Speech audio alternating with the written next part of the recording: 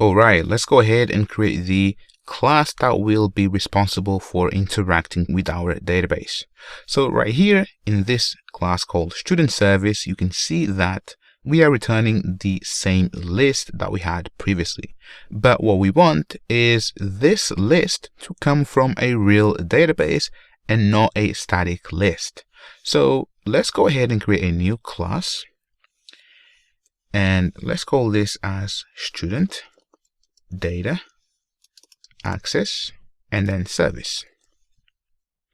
Press enter.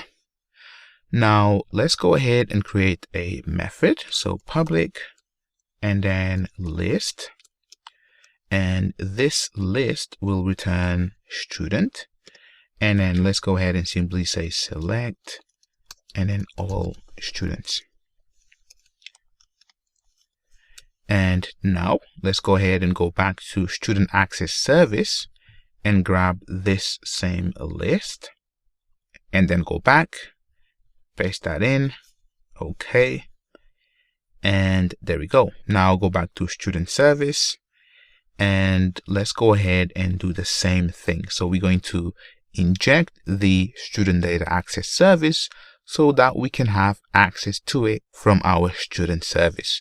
So go ahead and say private and then final student data access service. Let's pretty much just name it the same. And then if I expand this so you can see properly, now let's go ahead and simply add this to the constructor. So I'm going to press option enter and then add constructor parameter. And there we go. So now let's go ahead and auto wire. And hopefully you can see the pattern right here.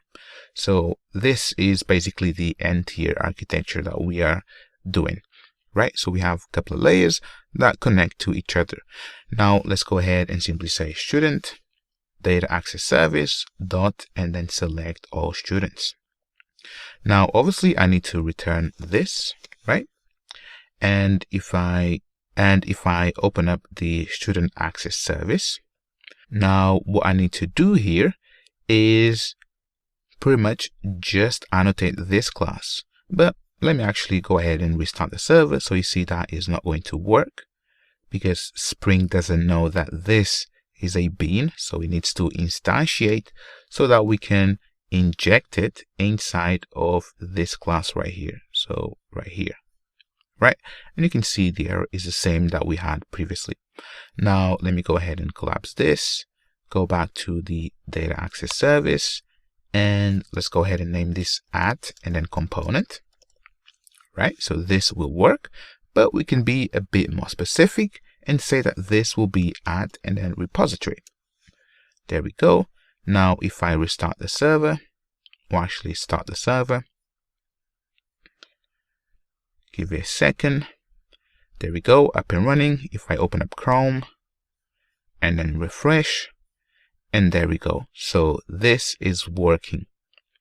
Next, let's go ahead and actually connect this student data access service to a real database. So basically, we don't want to return this custom list anymore. And that's what we're going to code next.